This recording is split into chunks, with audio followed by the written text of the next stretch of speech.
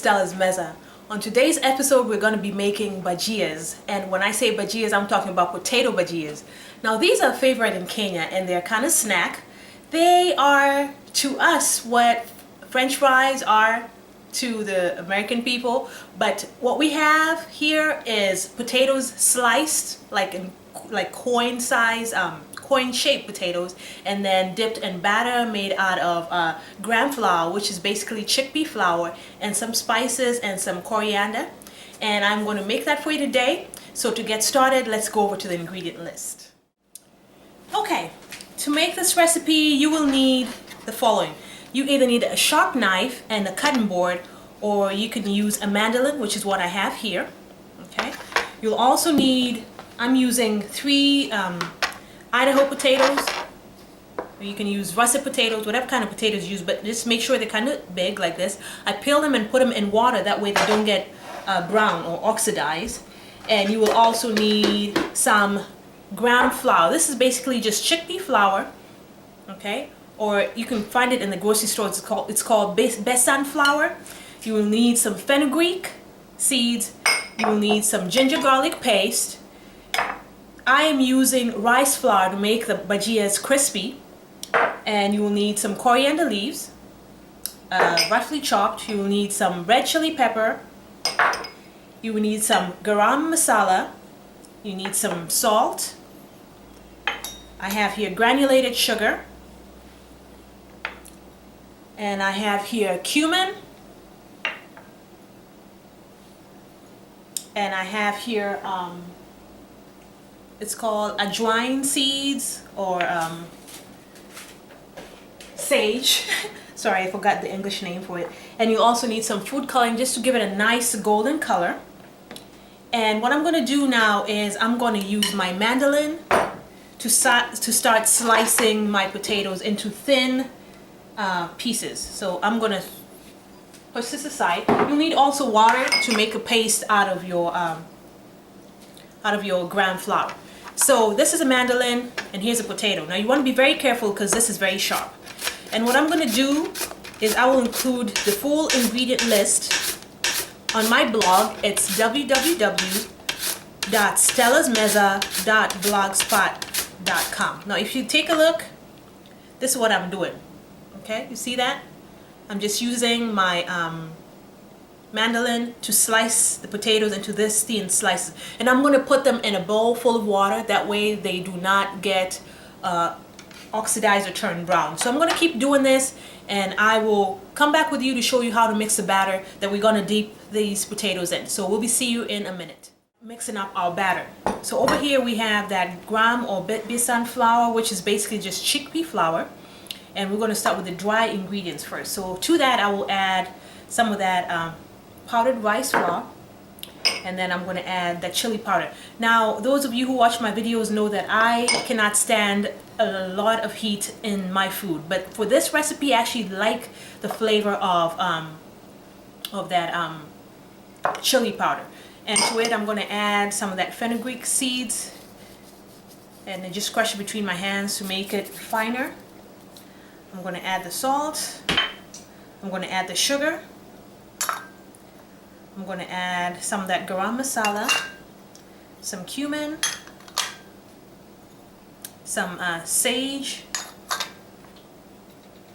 And remember, for the full ingredient list, please visit my blog. It's www.stellasmeza.blogspot. So what I'm doing right now is I'm just using this whisk to combine all the flour and the spices together. And then over here I have some food coloring, okay? It's just basic orange food coloring that's in powder form. And I'm going to take a little bit at this time, and then once I add the liquid, I'll gauge it and see if I need to add a little bit more. Right now I'm going to add about a 1/4 teaspoonful of that powder in there. Now this is it's very potent, so it's little, it looks a little, but it goes a long way. It's very strong. The color is very strong. I'm going to mix that in there, and then I'm going to add to that my coriander, and I roughly chop this. You don't want it too fine because you want to be able to see it on the potatoes once they're cooked.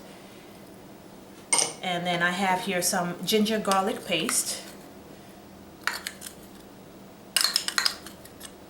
that I'm going to put in there. Okay, so I'm going to give this a whirl using my whisk, and then I'm going to slowly start adding the water in here. Now you don't want it to be too runny. You want it thick enough to where it coats the back of a spoon. That way it coats your potatoes nicely. So I'm going to add a little bit of water at a time, and then I'm going to give it a stir each time I add some water in there. And right now I'm going with about 1.25 cups, but I might add, I'm just going to use a spatula to do this. I might add a little bit more as we go, depending on what thickness the batter is, okay?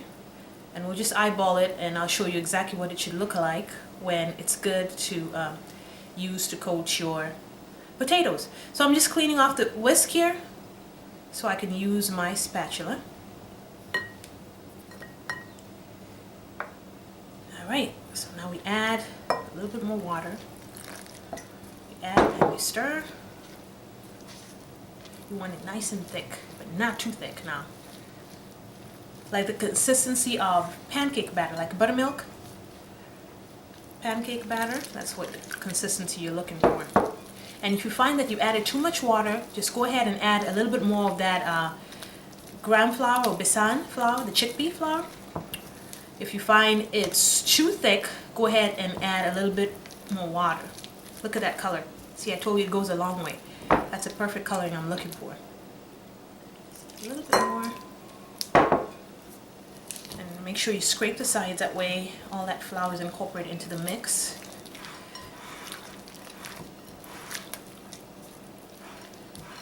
Now you can use this batter to do onion rings as well.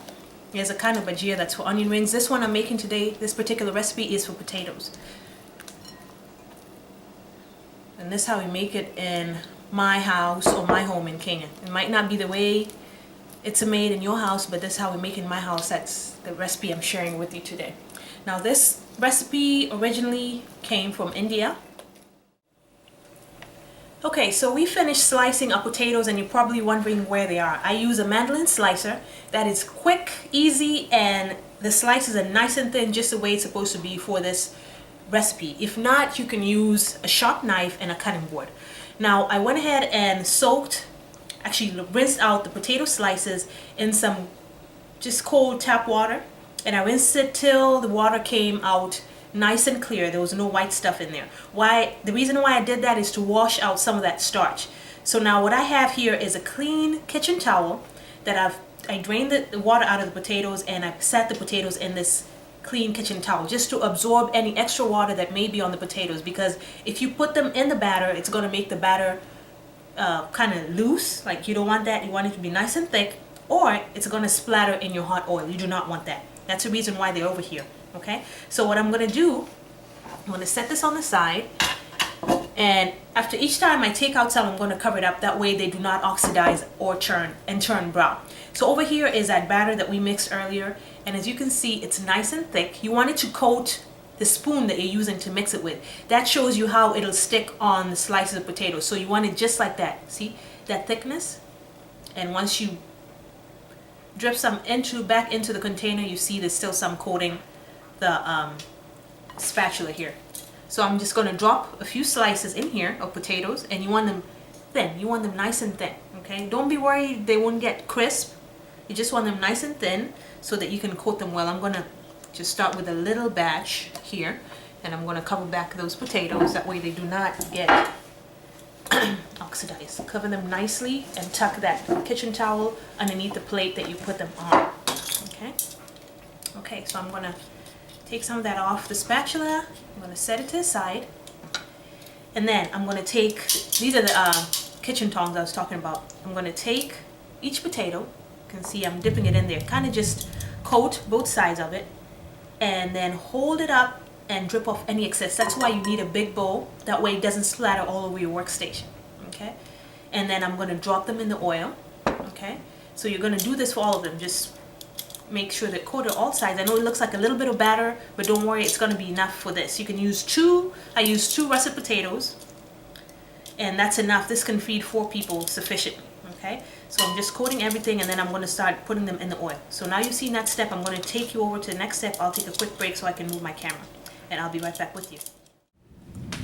All right, now we're done slicing our potatoes, and I just wanted to show you what's happening on the stove. I have here about 3 cups of canola oil, or you can use any kind of vegetable oil, just not olive oil because it has that strong flavor. You don't want to impart that into your food. So I went ahead and put some canola oil into my wok over here. And if you want to test the readiness for your oil to see if it's ready to use, you can just use, right here I have a slice of potato, one of the potatoes I'll be using, and I'm just going to drop it into the oil like that. Now it's supposed to sit down for a little bit, and then it's supposed to steadily rise, okay?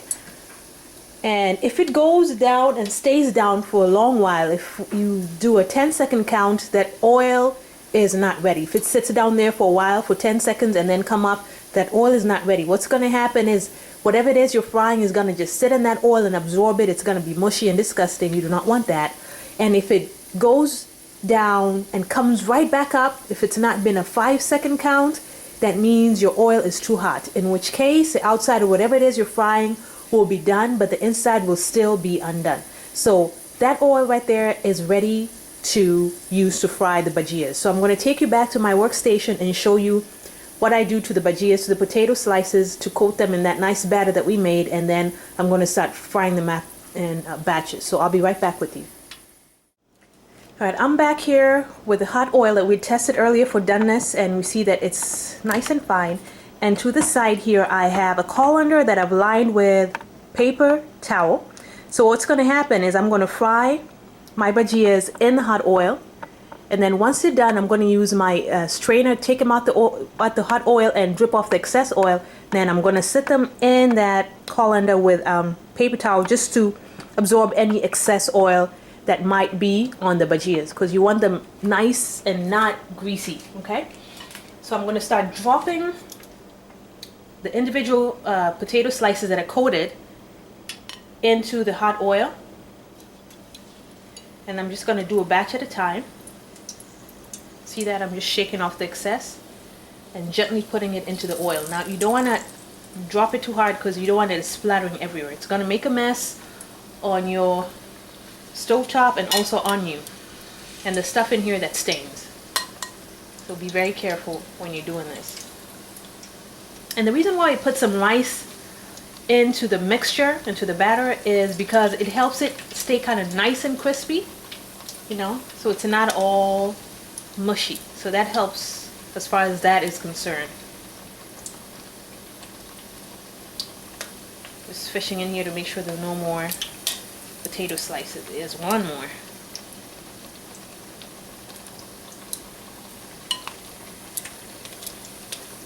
There's another one here. And this bhajias are great with, like on a hot day, with some Coca-Cola. Really, really, really good.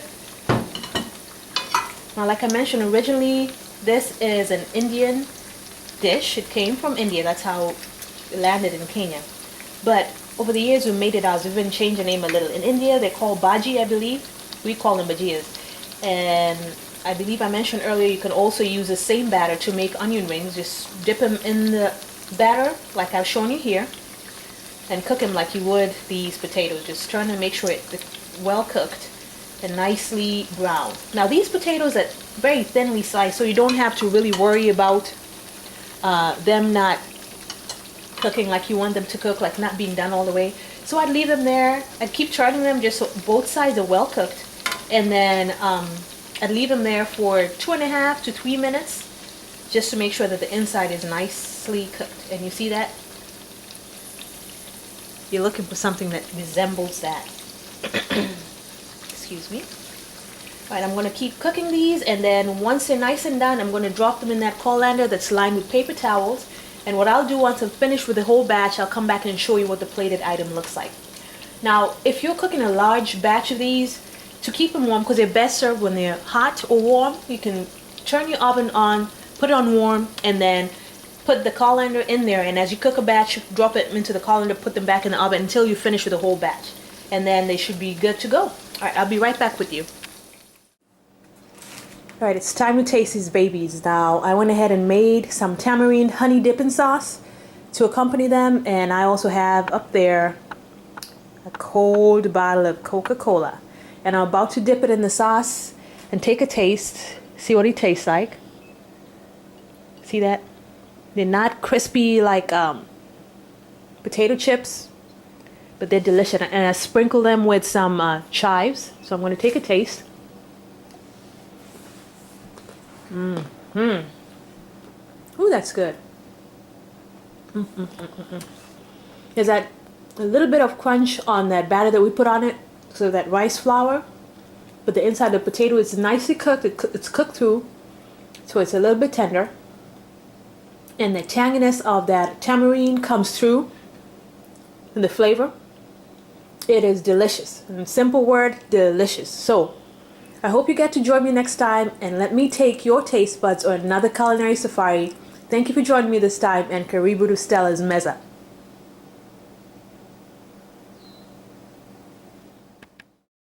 Yeah, yeah, yeah, yeah.